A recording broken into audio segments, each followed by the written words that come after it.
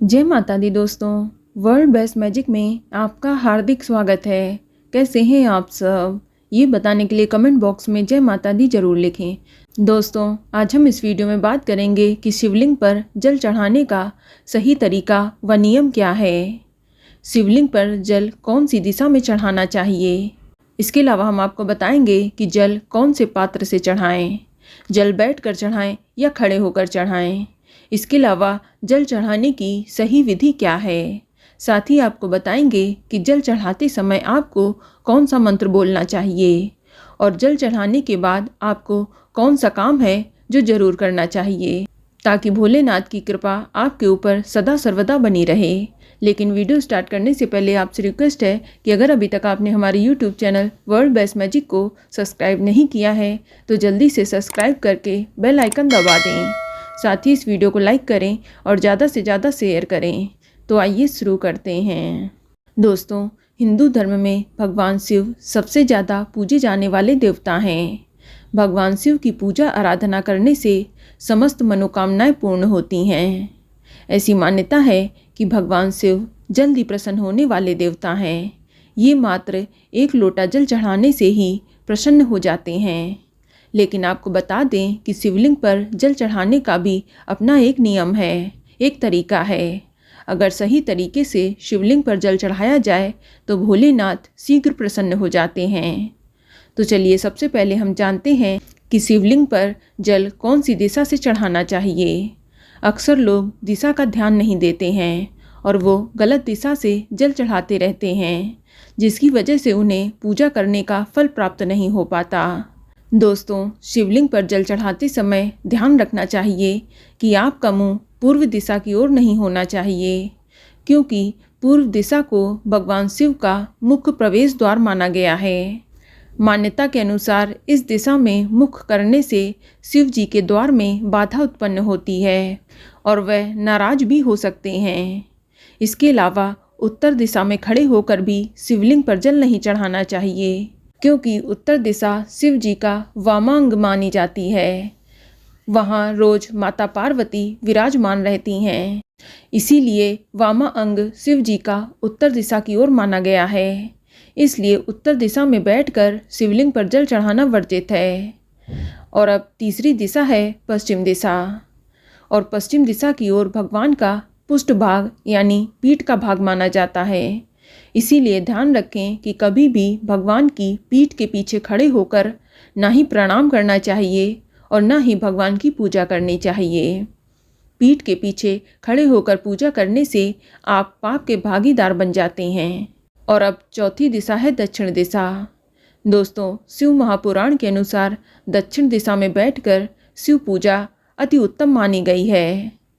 तो जब भी आप शिवलिंग पर जल चढ़ाएं तो आप दक्षिण दिशा में बैठकर और आपका मुख उत्तर दिशा की ओर होना चाहिए। इस बात का ध्यान रखें। इस दिशा में महादेव का वास माना गया है, इसलिए आप दक्षिण दिशा में बैठकर उत्तरमुखी होकर शिवलिंग पर जल चढ़ाएं। ये सबसे श्रेष्ठ दिशा मानी गई है शिवलिंग पर जल चढ़ाने के लिए। और अब अगला सवाल है कि शिवलिंग पर जल कौन से पात्र से चढ़ाएं।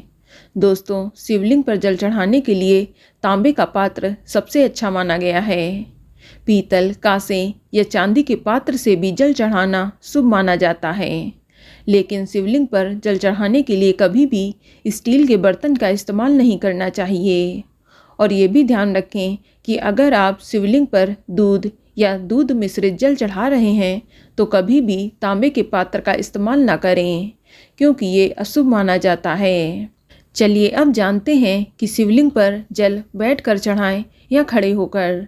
दोस्तों, शिवलिंग पर जल चढ़ाते समय ध्यान रखें कि जल हमेशा बैठकर ही चढ़ाएं। शिव पुराण के अनुसार शिवलिंग पर खड़े होकर जल चढ़ाने से ये शिव जी को समर्पित नहीं होता है और इसका पुण्य भी नहीं मिलता है। इसीलिए जल कभी भी खड़े होकर ना चढ़ाएं, हमेशा बैठकर ही शिवलिंग पर जल अर्पित करना चाहिए। और एक बात का ध्यान रखें कि जब भी शिवलिंग पर जल चढ़ाएं तो जल की धारा पतली होनी चाहिए। आप एक धारा में धीरे धीरे शिवलिंग पर जल चढ़ाएं। मान्यता है कि धीमी धार से महादेव का अभिषेक करने से वे अति प्रसन्न होते हैं। ध्यान रहे भोलेनाथ को कभी भी बहुत तेज या बड़ी धारा से जल नहीं चढ़ाना चाहिए। अक्सर लोग ये गलती करते हैं कि वह जल बहुत ही तेज़ी से शिवलिंग पर उलेटते हैं। कुछ लोग तो बाल्टी भर जल सीधे ही शिवलिंग पर चढ़ाने लगते हैं। ये गलत तरीका है। आपको हमेशा धीरे धीरे पतली धारा में ही शिवलिंग पर जल चढ़ाना चाहिए। और एक बात का ध्यान रखें कि जल हमेशा दाहिने हाथ से चढ़ाएं और अपने बाएं हाथ से दाहिने हाथ का स्पर्श करें। इसका भी विशेष ध्यान रखें। चलिए अब जानते हैं कि शिवलिंग पर जल चढ़ाने की सही विधि क्या है। अक्सर लोगों को इसकी सही जानकारी नहीं होती और वो सीधे सबसे पहले शिवलिंग पर ही जल चढ़ा देते हैं। तो दोस्तों, आपको बता दूं कि शिवलिंग पर जल चढ़ाने का भी एक तरीका है जो आपको जानना बेहद ही ज़रूरी है। दोस्तों, जब भी आप शिवलिंग पर जल चढ़ाएं तो सबसे पहले जलहरी यानी जलाधारी यानी जहाँ से पानी गिरता है उसके दाहिनी तरफ गणेश जी का वास होता है। तो सबसे पहले जलाधारी के सीधी तरफ यानी दाहिनी तरफ गणेश जी को जल चढ़ाएं। दूसरा, जलाधारी के बाएं तरफ कार्तिकेय जी का वास माना गया है। तो दूसरे नंबर पर आप जलाधारी के बाएं तरफ कार्तिकेय को जल चढ़ाएं। फिर इसके बाद जो जलाधारी के बीचों बीच मोटी सी सर्व सी लाइन बनी है वह शिव जी की छोटी पुत्री माँ अशोक सुंदरी हैं। तीसरे नंबर पर उन्हें जल चढ़ाना चाहिए। फिर चौथे नंबर पर जहाँ शिवलिंग रखा है जो गोल हिस्सा है वो माँ पार्वती जी का हस्तकमल है, उसमें जल चढ़ाएं। फिर पाँचवें नंबर पर आप शिवलिंग पर जल चढ़ाएं। ये शिवलिंग पर जल चढ़ाने का सही क्रम है। अगर उसके बाद भी कलश में जल बच जाए तो आप शिवलिंग के ऊपर जो कलश रखा है उसमें जल चढ़ाएं। तो दोस्तों, आप भी अगर इसी तरीके से शिवलिंग पर जल चढ़ाएंगे तो भोलेनाथ प्रसन्न अवश्य होंगे और आपकी मनोकामना को शीघ्र ही पूरा करेंगे। चलिए अब जानते हैं कि शिवलिंग पर जल चढ़ाते समय कौन सा मंत्र बोलना चाहिए। तो दोस्तों, आप जल चढ़ाते समय शिव जी के किसी भी मंत्र का जाप कर सकते हैं।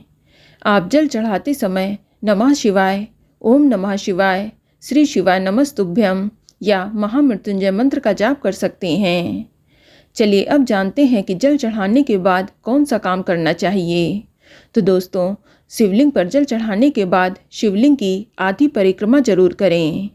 इसके अलावा शिवलिंग पर जल चढ़ाने के बाद जलाधारी से जो जल बहता हुआ नीचे गिरता है वहाँ से कुछ बूंदें जल की अपने जल पात्र में झेल लें यानी इकट्ठा कर लें।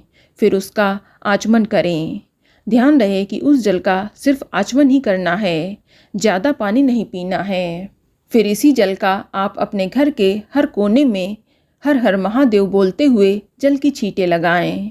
दोस्तों, शिव पुराण के अनुसार जो भी व्यक्ति ये कार्य करता है उसके जीवन से आधे से अधिक परेशानियां खत्म हो जाती हैं, साथ ही घर के सारे दोष भी समाप्त हो जाते हैं।